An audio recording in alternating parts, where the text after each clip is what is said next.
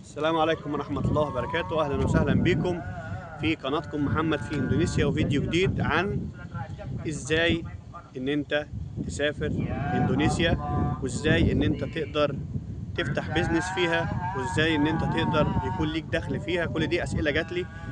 أول حاجة حابب إن أنا أوجهها للرسائل اللي جات لي امبارح على الفيسبوك من أشخاص قالوا لي إن إحنا هل نقدر نحصل وظيفة أو نلاقي وظيفة. طبعا الكلام ده لكل الجنسيات العربية عشان محدش يقول أنا بختص بس حد معين.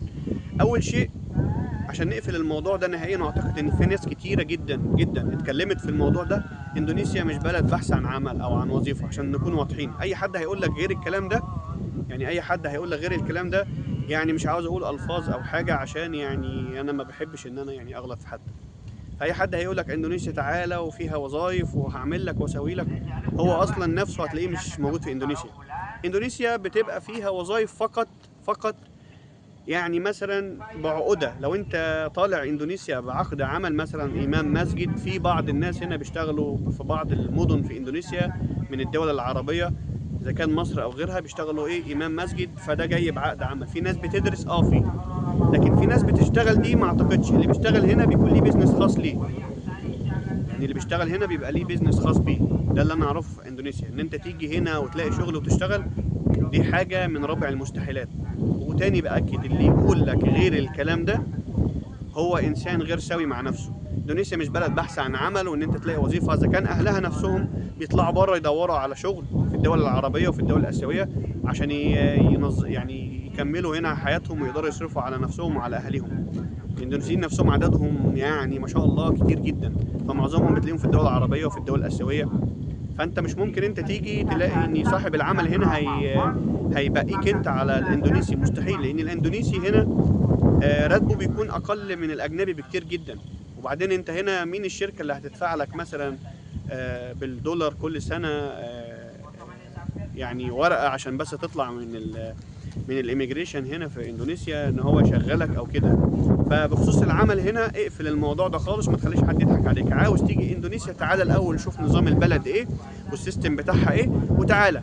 عاوز تفتح شركه لنفسك اهلا وسهلا، عاوز تشارك حد ولو اني ما بنصحش بالموضوع ده اهلا برضه وسهلا. لكن انت تيجي تدور على شغل وتدور على عمل وتيجي تقول لك دي اندونيسيا بلد بحث عن وظيفه وبحث عن عمل، كل الكلام ده ملوش اساس من الصحه. واي حد يقول لك كده اوعى تثق فيه. اندونيسيا فيها عقده للناس اللي هي بتجيبها فقط عن طريق الحكومه. يعني هي لما بتجيب حد بتجيبه بعقد. مستحيل انت تيجي اندونيسيا عاوز تيجي سياحه وتشوف انت مثلا لو معاك فلوس عاوز تفتح بيزنس. في كتير جدا هنا يعني في كتير جدا جدا مشاريع تقدر ان انت لو فتحتها تنجح فيها، لكن لو انت فاهم فيها. يعني ما تجيش تقول لي مثلا حد بعت لي بيقول لي طب انت تنصحني بايه ان انا افتح مشروعين. ما ينفعش انا انصحك. ما انا ممكن اقول لك مثلا المشروع الفلاني بينجح والمشروع الفلاني بينجح وتفتحه انت ما تنجحش فيه. طيب ليه؟ عشان انت مش فاهم في الحاجه. يعني انت مثلا ما ينفعش تقول لي انا هفتح مطعم وانت عمرك مثلا ما اشتغلت مثلا في مطعم او في فندق او ان انت حتى طبخت. ما ينفعش اقول لك افتح مثلا شركه مثلا سياحه وانت ما بتفهمش حاجه في السياحه او. فانت بناء على ان انت عاوز ايه. ما ينفعش انت تيجي اندونيسيا وانت مش عارف انت عاوز ايه. لازم انت تيجي تبقى عارف الوظيفه اللي انت هتشتغلها واللي انت شاطر جدا فيها تقدر تمشي كمان هنا في سوق العمل ولا لا. وتشوف المدن اللي هي تقدر ان انت لو فتحت البيزنس بتاعك فيها تنجح ولا لا. لان ناس كتيره جدا كلمتني بخصوص ان انا يعني بقفل في وشهم المواضيع خصوصا على الانستجرام او على الفيسبوك، وبيزعلوا من ان انا برد عليهم بقول لهم ان اندونيسيا مش دوله بحث عن عمل. ايوه اندونيسيا مش دوله بحث عن عمل. انت جاي ليه؟ انت عاوز تشتغل. اندونيسيا مش هتدي لك شغل، هتدي المواطن بتاعها. اذا كان المواطن اصلا الاندونيسي بيطلع يشتغل باكد تاني يعني في اسيا، بيطلع يشتغل في دول عربيه. فانت يعني مستحيل ان الاندونيسي الاونر او السي او اللي موجود هيبقيك انت عن ابن بلده. صح؟ انت لو في بلدك وفي حد من بره جه اشتغل عليك انت هتزعل وتتضايق. فعشان كده ما حدش اتصل او ان هو يعني عفوا يبعت رسائل يقول لي مثلا انت ليه مش بتساعد الناس ان هم يفتحوا. انا مش دوري ان انا اقول لحضرتك افتح كذا او كذا. دوري ان انا اوعيك. دوري ان انا اقول لك مثلا احذر من النصب.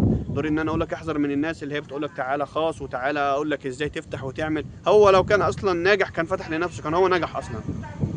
يعني كان الشخص نفسه اللي بيتكلم عن البيزنس وعن ان انت تفتح مشاريع انت عاوز تفتح مشروع انت شاطر فيه، تعالى الاول اندونيسيا وشوف المدن ان هي فيها مثلا سياح كتير، او اللي هي البيزنس بتاعك هينجح معاهم. ما ينفعش انت تاخد راي حد تقول له انا عايز افتح مطعم وانت ما بتفهمش في المطاعم، عاوز افتح شركه سياحه وانت ما بتفهمش في السياحه. لازم الموضوع اللي انت جاي علشانه، لازم البيزنس اللي انت تفتحه تكون انت شاطر فيه. ما تعتمدش على حد، اعتمد على نفسك بعد ربنا طبعا، ثم اعتمد على نفسك. دي حاجة أولية. إن أنت العمل هنا مستحيل مستحيل مستحيل إن أنت تلاقي وظيفة هنا، ولو لقيت هنا لازم تكون بعقد، وتكون أنت كمان يعني الوظيفة اللي أنت رايحها دي تكون شهادتك فيها حاجة يعني أكتر من الإندونيسي مليون مرة. الحاجة التانية اللي الناس اللي كلمتني بخصوص السياحة إيه هي المدن اللي عاوز استقر فيها. هو اكتر ما يعني مدن، او اكتر 3 مدن بيبقى فيهم الجو يعني مش هنقول شتاء، هوا جميل. وبخصوص حد كلمني عاوز يستقر يعني هيقعد فتره كبيره، فبيقول لي يعني انت تنصحني بجاكرتا. جو جاكرتا يعني من وجهه نظري انا مش احسن حاجه. انت لو عاوز تروح بتروح شويه لمنطقه مثلا مدينه باندونج، بتروح مالنج، بونشاك كلها عرب. دول المدينتين او ال3 مدن اللي انا بنصح فيهم ان الجو عندهم كويس جدا، وفي مطاعم عربيه بالنسبه للي جاي جديد.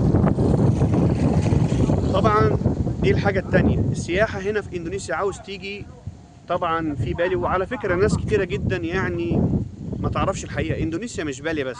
يعني اندونيسيا مش بالي بس. ليه مش بالي بس؟ في مدن كتيره جدا جدا في ناس راحتها قالت احسن من بالي، بس بالي علشان مشهوره شويه، انما في جزر كتيره جدا في اندونيسيا انا بالنسبه لي من وجهه نظري المتواضعه احسن من بالي 100 مره. يعني مش شرط ان انت تروح بالي هي دي اندونيسيا، لا. تقدر تروح العاصمه، في مدن كتيره جدا مش عاوز انساها زي ما قلت لكم، في بونشاك كلها عرب وفيها مطاعم عربيه، في باندونج، في مالان، كل دي بتلاقي فيها جاليات عربيه كتيره، بتحس ان انت يعني في وسط بلادك يعني. فدي الحاجه المهمه اللي انا بحذركم منها في الموضوع الاولاني، ان انت ما تعتمدش على حد وما تثقش في حد هيقعد يقول لك تعالى اندونيسيا ويفتح لك المشروع الفلاني. لا، ما تعتمدش على حد. اندونيسيا عشان تفتح مشروع لازم انت تيجي الاول، وان انت تعتمد على نفسك بعد ربنا. الموضوع اللي انت شاطر فيه ومعاك فلوس ما تضيعهاش كده وخلاص.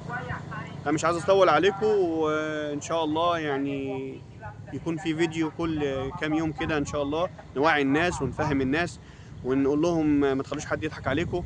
اندونيسيا بلد جميل، وبلد يعني طبيعية 100%. تعالى البلد الأول وزورها وشوف طبيعتها وشوف مجتمعها وشوف عاداتها وشوف تقاليدها، وبعدين ابتدي فكر في البيزنس اللي انت عايز تفتحه.